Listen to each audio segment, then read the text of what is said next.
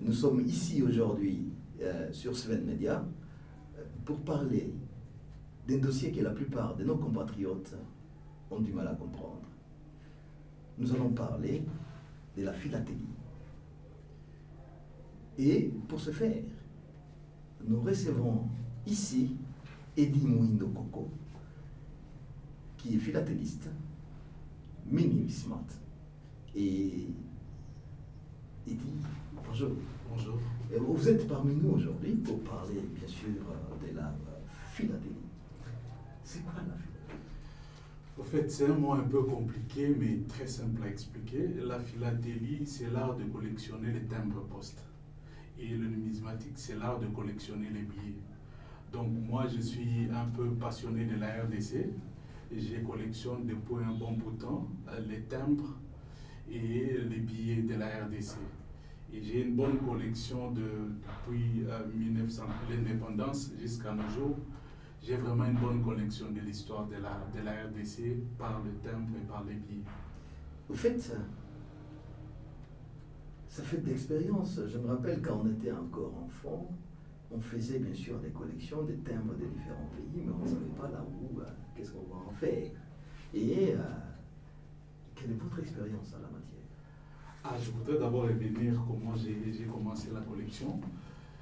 Vu mon âge, c'est vraiment impressionnant de voir que j'ai cette passion-là parce qu'après 1985, la poste ne fonctionnait presque plus. Il n'y avait plus d'émissions de timbres.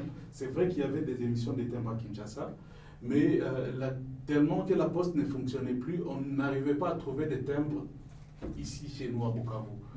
Donc pour avoir des timbres, c'était très compliqué.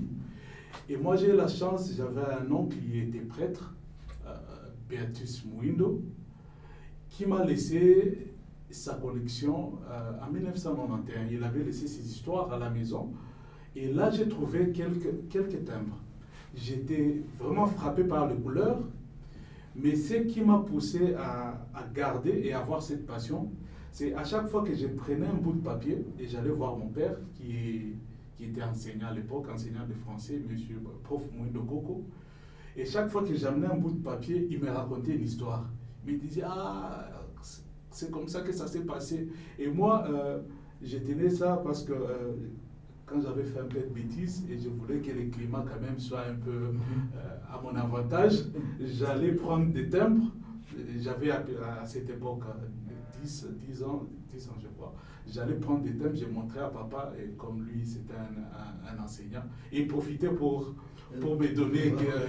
Et là, on oubliait un peu les bêtises que j'ai fait et j'ai pris goût. Et j'ai gardé ces timbres pendant longtemps, mais à 18 ans, je voulais quand même commencer à acheter mes propres timbres. Et c'est quand je suis allé à la poste, j'ai trouvé qu'il n'y avait pas de timbres. Et ils étaient même étonnés de voir que j'avais cette passion-là, parce qu'eux-mêmes n'avaient pas ces timbres. Même à la poste, il y a des agents qui ne connaissent même pas les timbres. Ils n'ont jamais vu les timbres. Et ils travaillent là-bas. Et ça m'a permis maintenant, à chaque fois que j'ai voyagé dans des pays étrangers, dans chaque pays où j'ai passé, j'ai m'arrangé pour acheter des timbres de ces pays-là. Ça m'a fait quand même un bon bout de collection de pays étrangers. Mais aussi dans les provinces, dans la RDC, j'ai passé toujours à la poste. Et là, je me suis rendu compte que vraiment, la poste ne fonctionnait plus.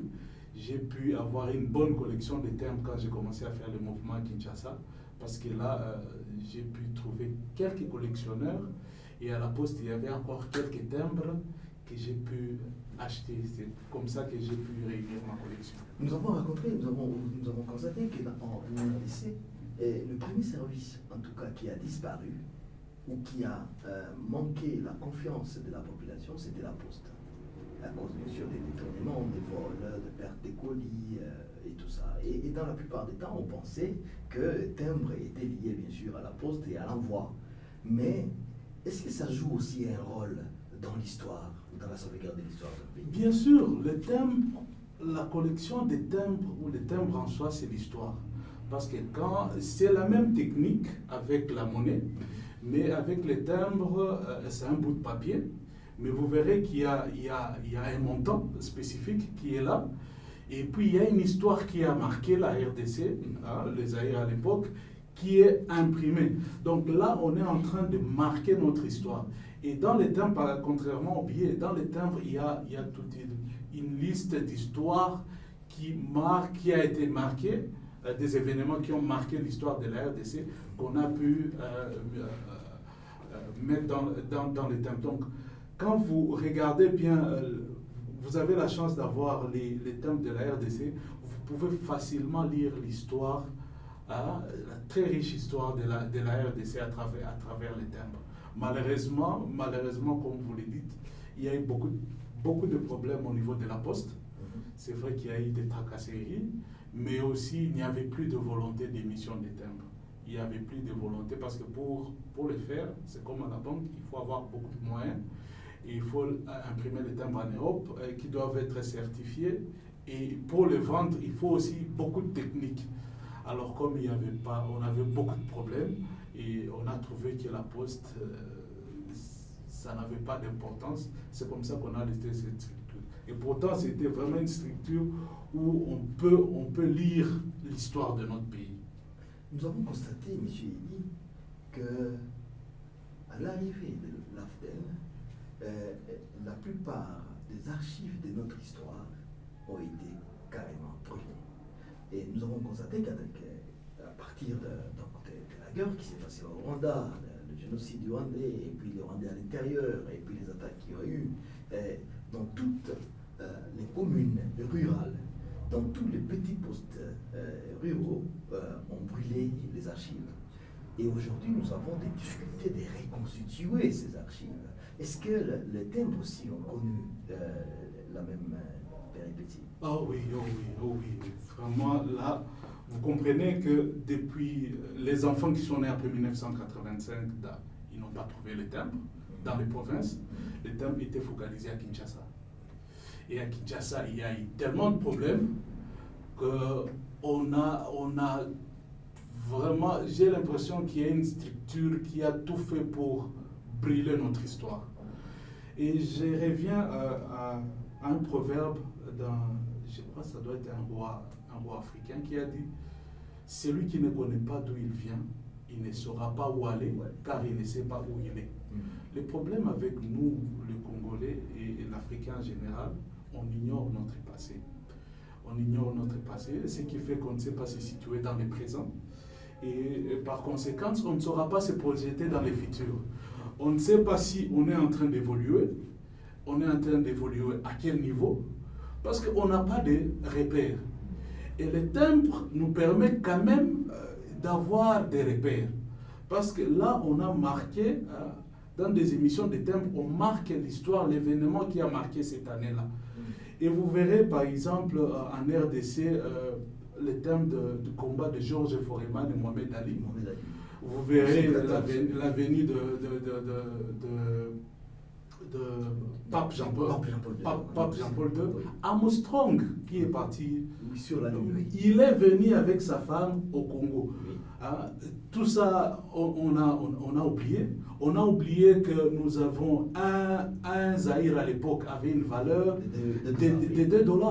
De $2 avait une valeur de plus de...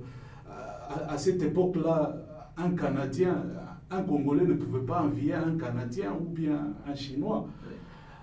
On rend compte qu'à l'époque où il y a eu Armstrong, en RDC, l'événement s'est passé en direct. Mais en Chine, à cette époque-là, il n'y avait pas encore de télévision. Regardez maintenant aujourd'hui la Chine et la RDC. Et vous comprendrez qu'il y a eu vraiment une volonté pour effacer l'histoire de notre pays. Et moi, je suis très content de voir que j'ai pu réunir quelques timbres. J'ai pu réunir quelques timbres qui marquent vraiment l'histoire de notre pays. Ça me motive. Et j'avoue que pour trouver les thèmes de la RDC, c'est quand même compliqué. C'est compliqué parce que nous savons les péripéties, les histoires de la RDC. Et quand on nous parle des épopées ou des exploits des Congolais, des militaires congolais en Éthiopie par exemple, oui. Ils sont arrivés même au Japon, à la Deuxième Guerre. Ils sont arrivés même au Japon. Et ils ont fait des victoires terribles. Mais tout ça est oublié. Tout ça est oublié. Et il y a beaucoup de thèmes où, quand même, on parle de la femme, mais Mobutu a vraiment le président Mobutu a valorisé la femme. Il y a des thèmes où il montre les femmes dans l'armée et dans la justice. Et vous comprendrez que la femme, quand même, a eu son rôle en République démocratique de Congo. Contrairement à tout ce qui se raconte, c'est vrai que nos cultures sont très, très rétrogrades, mais quand même, Mobutu a fait que la femme aussi puisse jouer son rôle dans le développement de notre pays. Mais tout ça n'est pas connu, malheureusement. Malheureusement, c'est pas connu. Malheureusement aussi, les constats que nous faisons, c'est que dans cette histoire, on dit s'il faut, il y a un adage qui dit s'il faut cacher quelque chose à un Congolais, il faut l'écrire. Donc là, sachez que nous avons très peu. Et donc recourir au passé est pour nous vraiment un problème. Et les 18 années qui ont été, soyons clairs, la poste, la timbre et tout ça n'a pas été connu. Il n'y a pas eu une seule émission. Depuis 2002, il n'y a pas eu d'émission des timbres. C'est grave. Et il y a de mauvaises personnes qui ont imprimé les timbres au nom de la RDC. Parce que quand l'argent n'aime pas les vides, quand il y a une forte demande des timbres de la RDC et on n'arrive pas à trouver des timbres, il y a ceux qui maîtrisent le rouage, ils ont imprimé des timbres au nom de la RDC. Malheureusement, ils ont même imprimé des timbres pornographiques. Vous voyez l'image qu'on donne à la RDC. Je vais revenir un peu. J'ai fait une exposition l'année passée à l'Institut français avec le prof Tira, à Bukavu, à l'Institut français à Bukavu avec le prof Tira, où il expliquait... Tira qui est historien. Oui, mais bon, je ne sais pas bien. Mais très bien. Où il expliquait vraiment l'histoire, parce que lui, il a vécu, il expliquait vraiment l'histoire des billets et des timbres. Et on a dit quand même quelques écoles doivent passer pour voir le timbre. Ils étaient très contents de voir qu'il y avait des bouts de papier qui avaient beaucoup de valeur. Mais j'ai été choqué de voir que les élèves des 6e et des 5e. 6e secondaire. 6e secondaire et 5e. Ils ne connaissent pas Mobutu. Ils connaissent pas Mobutu. Ils ne savent pas faire la différence entre Lumumba et Kasavubu, qui était président, qui était premier ministre. Et quand il faut mettre les photos et les noms, et vous demandez maintenant de faire les liens, là c'était encore catastrophique. J'ai compris que vraiment, on ignore, je ne sais pas s'il y a une motivation pour que nous ne puissions pas connaître notre histoire. J'ai été vraiment choqué de voir que Mobutu, quand même, il a eu 32 ans de pouvoir. Et c'est pas rien. Notre pays était parmi les premiers pays en Afrique. Mais qu'aujourd'hui, la génération de 2000-1990 ne puisse pas connaître Mobutu, c'est quand même grave. Il y a le professeur Dawel qui avait donné cette phrase, il a dit « Le Congolais, il est optimiste et bon vivant, capable d'oublier des événements graves pour se contenter de l'instant présent. » Et je pense que c'est ce qui nous qualifie, c'est ce qu'on voit. Je suis sûr que si on ne fait vraiment pas beaucoup de politique de communication, dans 5 ans, on va oublier qu'il y a eu la guerre de RCD. Dans 5 ans, on va oublier que Kabila, le père, a existé. Et dans 5 ans, les enfants vont oublier qu'il y a eu quand même transition, on a eu 4 vice-présidents.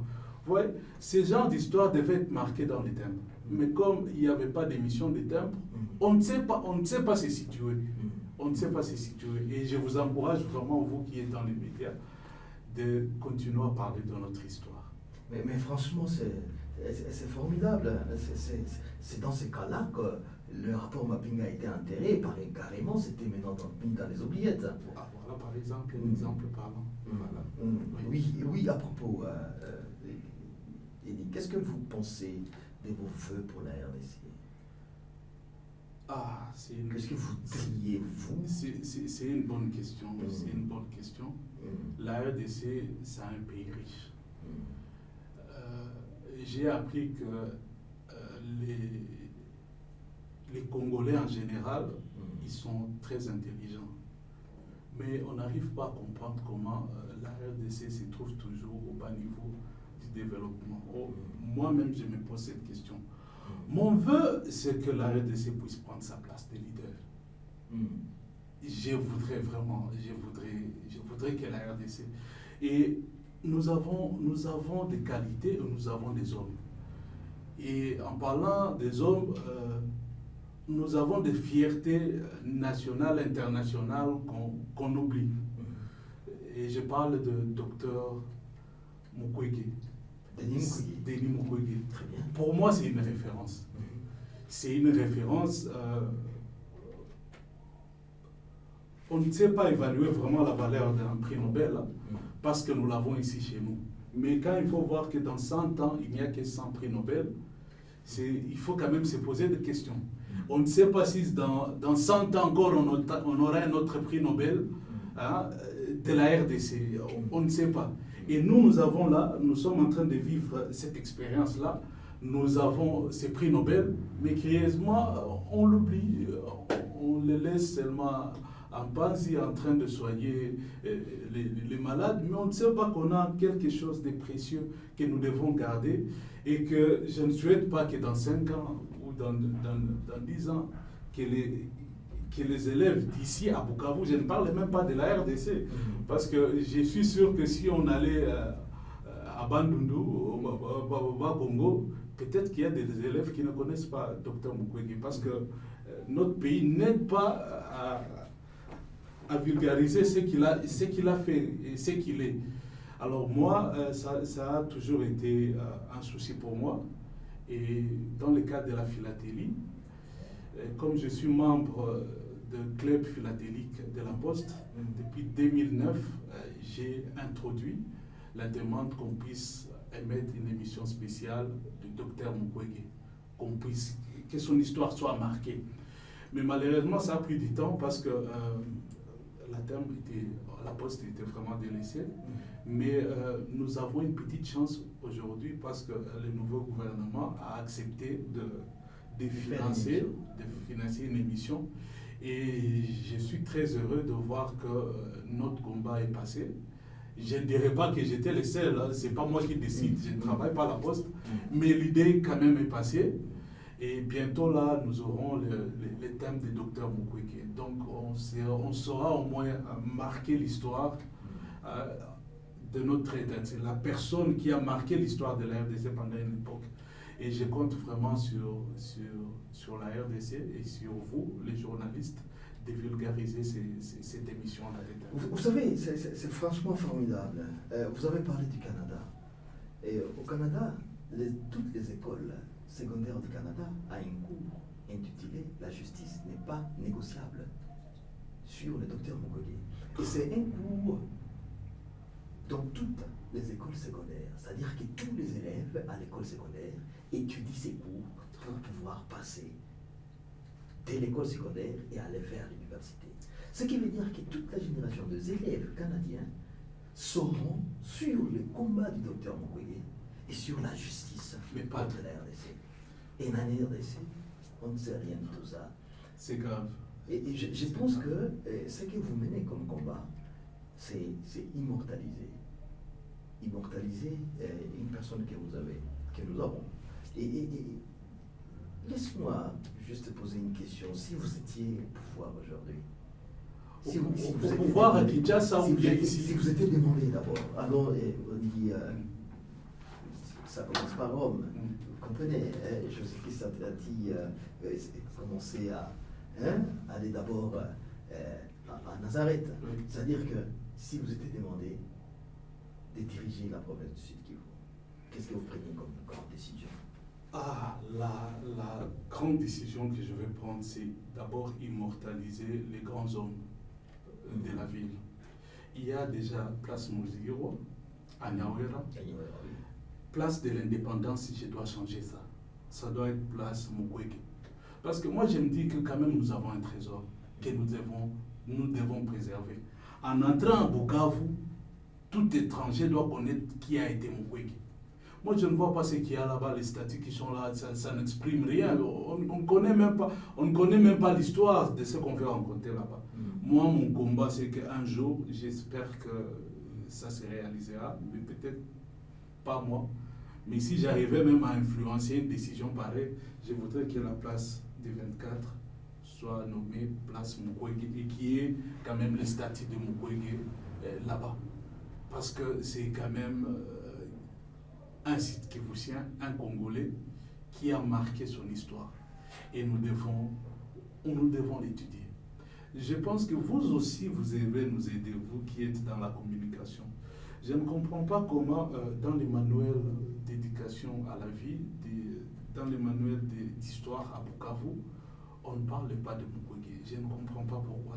Ça doit être la deuxième chose que je dois faire. Dans les manuels d'histoire à Bukavu, on doit étudier Dr Mukwege, ce qu'il a été et ce qu'il a fait, et surtout l'idéologie. Parce qu'on doit avoir quand même des références pour savoir évoluer. Donc c'est quelques idées-là, je garde ça pour moi. Je voudrais vraiment que ça puisse évoluer. Donc pour répondre à la question, si un jour j'étais gouverneur, en tout cas je ferais de mon mieux pour que Place de l'Indépendance puisse changer de nom, que ça puisse être Place Mulamba et Place Mukwege, mais aussi que dans nos manuels d'histoire de l'école primaire et secondaire, on puisse étudier la vision du docteur Mukwege. Je vous remercie pour de bonnes idées, pour tous nos téléspectateurs qui vous écoutent. Mais moi je dis, c'est formidable et ambitieux. Pourquoi? Parce qu'avant de le reconnaître sur le plan national, il doit y avoir des décisions qui doivent être prises, notamment par les parlements et par les Sénats. Et le président de la République, bien sûr, l'a reçu. Mais sur le plan officiel, il n'y a pas encore eu une cérémonie officielle de reconnaître que nous avons un héros vivant dans ce pays. Et vous savez, il y a Louis Michel, que tout le monde connaît, qui a été au Parlement européen pendant très longtemps, et qui a fait une grande influence, qui était le président de ACPCE, donc de cette coopération. Et il a dit que toutes les 50 ans, chaque génération a son héros.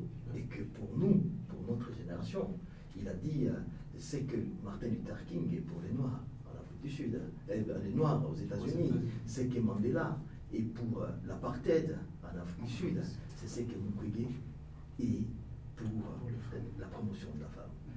Et ça, c'est très grand par rapport. Et il a dit, c'est chaque 50 ans qu'il y a des personnes comme ça dans la génération. C'est pas pour le paraphraser tout simplement. Mais j'ai dit, qu'est-ce qui fait que notre communauté ne sait pas reconnaître la valeur d'une grande personnalité de ces gens? Je l'ai dit tantôt, c'est parce que nous n'avons pas de repères. On ignore notre histoire. Vous savez, je vais donner l'histoire de la Chine. Aujourd'hui, tout ce qu'on peut parler de la Chine, c'est parce qu'il y a un certain monsieur, un aventurier, qui s'appelle Mao. Et sur sa philosophie, les Chinois ont pu adopter cette philosophie et ils ont évolué avec cette philosophie. Et aujourd'hui, la Chine, elle est ce qu'elle est. Nous devons vraiment nous appuyer sur la philosophie du docteur Mukwege. Et avec cette philosophie-là, j'espère qu'un jour qu'il aura des fonctions vraiment très importantes ici en RDC. Mais avec cette philosophie-là, ça peut changer la donne de la RDC. Le problème qu'il y a chez nous, c'est parce que nous n'avons pas de philosophie. Et nos partis politiques ne nous aident pas. Vous voyez, par exemple, en RDC, le PPRD était un parti socialiste, l'UDPS un parti socialiste, l'INC socialiste républicain, mais même philosophie, mais les gens sont en train de se battre. Donc on comprend qu'il n'y a pas vraiment d'école. Il n'y a pas d'école de la République. Et moi je pense que Dr Mukwege c'est un exemple. Sa philosophie, si on s'appuie sur la philosophie de Dr Mukwege, le RDC peut se transformer en Chine d'ici 5-10 ans. Parce qu'il nous a montré quand même qu'il croit dans ses idées. Il nous a montré quand même qu'il a un grand bosseur, un travailleur. Il nous a montré quand même qu'il met l'homme, la dignité de l'homme devant. Il nous a montré que le Congo peut aller plus loin qu'on ne le pense. Aujourd'hui, les prix Nobel, qui l'aurait écrit il y a 20 ans ou 30 ans. On ne pouvait pas... Le Congo était montré comme si c'était l'enfer, où il n'y avait que des crimes terribles. Mais au-delà de tout, on a sorti quand même un monsieur, Dr Mukwege, celui qui a cru dans ses valeurs. Donc je pense que avec ça, nous pouvons déjà commencer avec cette philosophie-là pour bâtir notre pays. C'est formidable. Dr Mukwege a comme vision de faire de la RDC un état de droit émergent, capable d'entraîner un développement durable et harmonieux, non seulement de la RDC, mais de toute l'Afrique, où toutes les actions politiques, économiques et sociales sont centrées sur l'homme pour restaurer sa dignité. Monsieur Yedi, vous avez un dernier mot? Un dernier mot, je vous dis merci de m'avoir donné cette opportunité-là. Je voudrais dire aussi merci à l'équipe technique de la Poste qui nous a permis d'intégrer Dr Mukwege sur la liste des éditions. Et je voudrais dire à tous les Congolais de vraiment se pencher sur l'histoire de Dr Mukwege. Je suis sûr que si on essaie de connaître sa passion, de connaître son histoire, sa vision, on peut aller plus loin qu'on l'imagine. Et pour une petite anecdote, vous savez que je ne l'ai jamais rencontré. Je ne l'ai jamais rencontré. Il est protestant, moi je suis catholique. Donc il y a beaucoup de choses qui feront en fait que je ne puisse même pas penser à lui. Mais sa philosophie m'a vraiment touché. Et tout ce que je l'ai fait, je n'ai même pas demandé son avis. J'espère qu'il sera content de ce que nous avons fait. Merci beaucoup. Oui, merci. Je vous en prie.